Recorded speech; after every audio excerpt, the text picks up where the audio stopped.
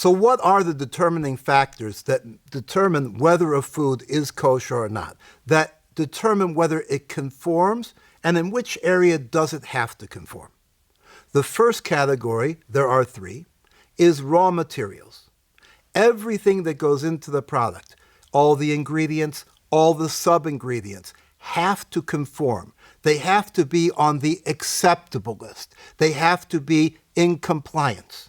And not just the raw materials, the ingredients that go directly into the product, but also process aids. Be it a band oil, be it a cutter oil, be it a silicone on a baking sheet.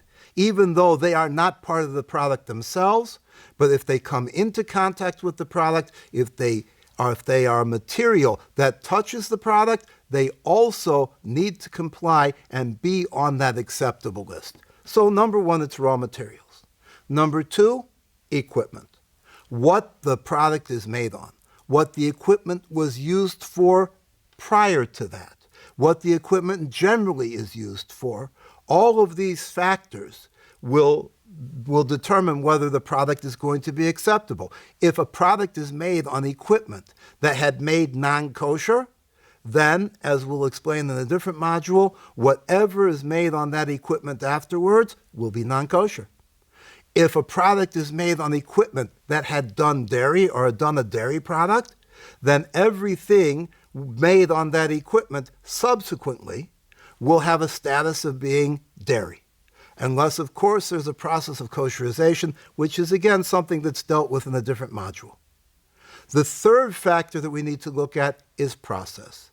Not just what you put in, not just what you made it on, but what you did with it. Was it a hot process? Was it a cold process? Was it a dry process? Was it a wet process? All of these different factors combine to determine whether that product ultimately will be in compliance and will conform to the kosher rules or not. And when your rabbi comes and assesses your product, your facility, and the way that you do things, he will always be looking at these three fundamentals: raw materials, equipment, and process.